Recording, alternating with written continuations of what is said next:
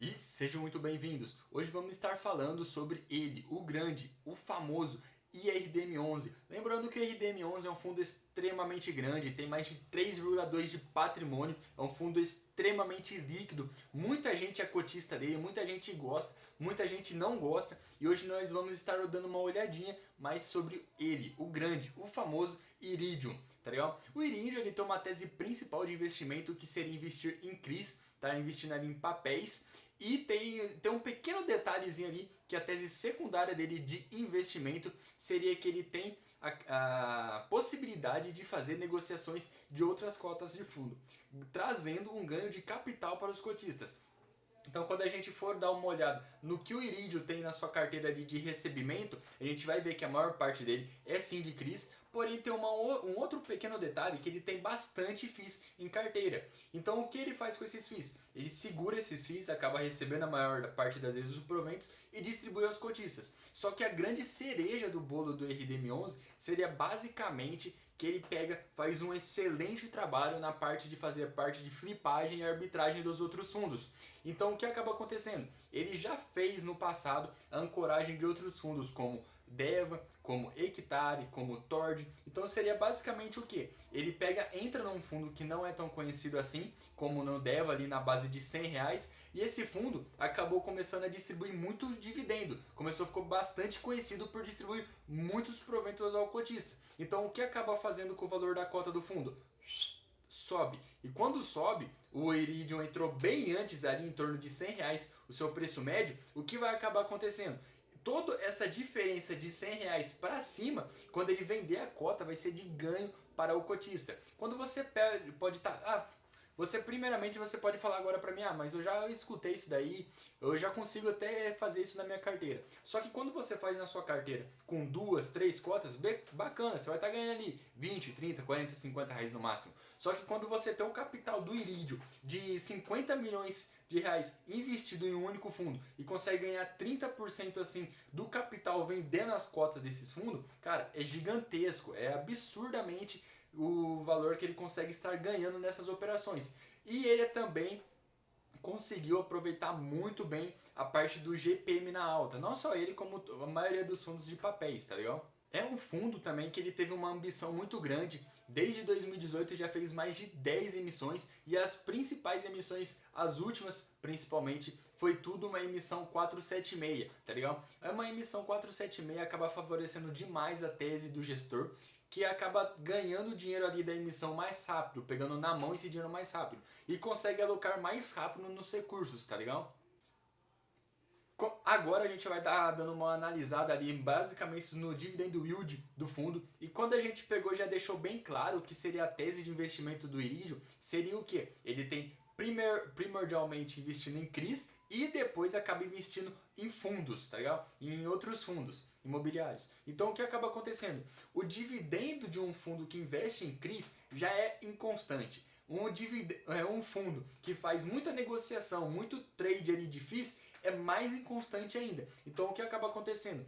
O Iridium ele costuma pagar muito, daí tem mês que paga menos, tem mês que paga mais ainda, tem mês que paga bem menos, por conta da sua tese principal de investimento, que ele quer gerar ganho de capital fazendo negociações difíceis para os cotistas e também acaba ganhando bastante com os CRIs. Lembrando que faz parte do jogo, tá legal? Fazer essas partes de flipagem ali. E o Selegato, que é o gestor aí do Iridium, faz um excelente trabalho com isso. Só que qual que é o grande problema dessa tese de investimento? Seria basicamente que quando o mercado está em alta, quando todos os fundos estão sendo negociados 20, 30% acima do seu valor patrimonial, é muito fácil de você estar realizando algum ganho. Porém, quando o mercado está extremamente em baixa, quando a maioria dos fundos estão sendo negociados abaixo até mesmo do seu valor patrimonial, e fundos bons, tá ligado? Que eu estou falando, fica extremamente difícil de você conseguir participar de alguma emissão. Primeiro que acaba totalmente as emissões, porque não faz sentido emitir ali no seu valor patrimonial e ninguém entrar, tá ligado? Se você pode estar comprando simplesmente no mercado secundário, bem mais barato do que a emissão. E outra, fica extremamente difícil o gestor conseguir fazer essa sua tese secundária, conseguindo ganhar mais dinheiro para os cotistas. Então deixa mais inconstante ainda o dividendo do Iridium, tá ligado? Tanto que tem aqui uma parte do relatório gerencial que eu tirei aqui deles para mostrar os dividendos nos últimos 12 meses, tá legal? Lembrando que a gente vai conseguir perceber uma coisa bem clara, que em fevereiro ele pagou em 23, depois em março pagou em 28, porém, desde os últimos 12 meses, os dividendos vêm fazendo o quê? Vem caindo. Por quê? Porque fica mais difícil pro gestor conseguir fazer aquele ganho gigantesco que ele estava acostumado a fazer com o mercado em alta.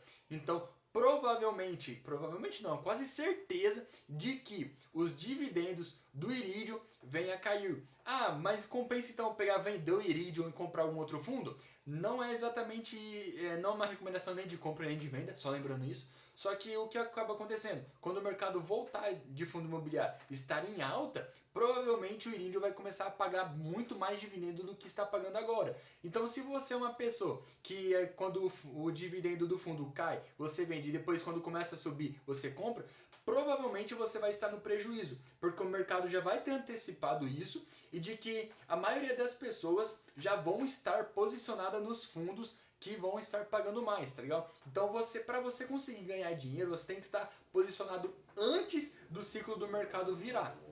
Lembrando aqui que desde a sua criação do ano de 2018 foi distribuído em torno de 42% e nos últimos 12 meses foi distribuído mais de 13%. É um excelente yield. Porém, como a gente está sempre acostumado a mostrar, é que fundo de papel é o Iridium ali meio que um FOF também disfarçado. O valor patrimonial dele não valoriza, tá ligado? Então preste bastante atenção de que quando ele não paga muito dividendo, você provavelmente vai estar perdendo dinheiro, porque você poderia estar investindo em um outro fundo que investe em lajes e que imóvel tende a se valorizar ao longo do tempo.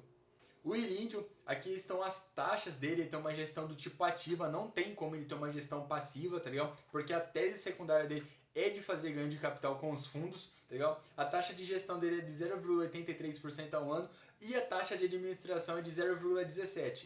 Lembrando que não tem taxa de consultoria nem de gerenciamento, tá ligado? E não tem taxa de performance. É um pouco estranho não ter taxa de performance? Sim, não, tá ligado? Pode ser um dos motivos porque o gestor quis crescer tanto, assim, o fundo, porque daí ele consegue ganhar mais, porém seria um pouco mais plausível ele conseguir cobrar uma taxa de performance, porque ele faz muito giro de capital e isso é uma qualidade ali dele. E quanto que você precisaria para receber R$100 com IRDM11? Basicamente você precisaria comprar em torno de 100 cotas, que hoje está pagando um pouquinho mais ali de R$100.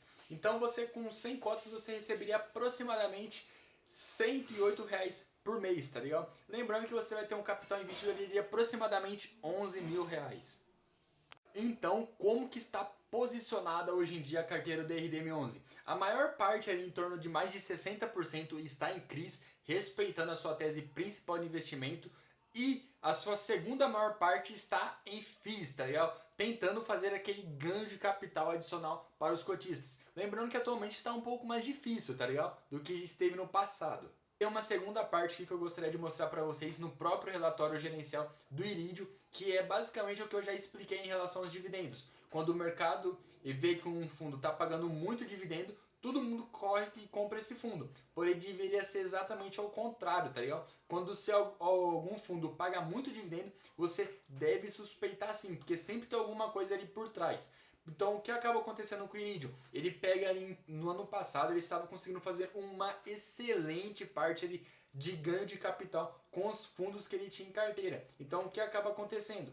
A cota dele estava lá em cima. Tanto que em fevereiro do ano de 2021 estava sendo negociado em torno de mais de R$150. Absurdo, um fundo de papel sendo negociado 50% acima do seu valor patrimonial, tá legal? Então, desde o ano passado, desde os últimos 12 meses, o dividendo ali distribuído pelo RDM11 caiu e o valor da sua cota no mercado secundário despencou de R$152 para torno de 108, tá legal? Então, uma grande diferença. Então, por isso eu sempre falo para vocês tomarem muito cuidado quando for estar comprando um fundo muito acima do valor patrimonial, porque eles tendem a voltar para o seu valor patrimonial ou algo próximo disso, tá legal? E os pontos positivos ali do RDM11 seria basicamente que ele tem uma excelente gestão para fazer a parte de giro ali para estar ganhando para os seus cotistas um capital adicional. Ele é um fundo de papel, então ele tem uma tendência a pagar muito mais do que os outros fundos, tá legal? Lembrando que ele tem uma obrigatoriedade de estar pagando mais do que os outros fundos. Um outro detalhe ali é que ele faz muita emissão. Então, se você quer um fundo que quer participar dessas emissões e quer crescer junto com o fundo, IRDM pode ser uma boa para você. E como ele tem uma tese secundária ali de fazer um ganho de capital adicional ali fazendo vendas e compras de fundo imobiliário, o que acaba acontecendo? Quando o fundo imobiliário entrar em alta, quando o ciclo do mercado mudar, que a Selic abaixar, o que vai acabar acontecendo? O RDM11 vai começar a distribuir muito mais dividendos do que está distribuindo hoje em dia. Então isso pode ser um ponto positivo. Já nos pontos negativos, isso também pode ser um ponto negativo do RDM11. É uma faca de dois gumes. E o porquê eu falo disso? Porque se você está acostumado a receber 1,50 de proventos do RDM11 todos os meses, o que vai acontecer? Quando o mercado vira, quando o jogo não está mais favorável para os FIIs, vai ficar muito mais tendencioso o RDM11 pagar menos para os seus cotistas. Então, se você está acostumado a 1,50, de repente ele começa a pagar 1. Então, isso pode acontecer e está acontecendo atualmente no RDM11.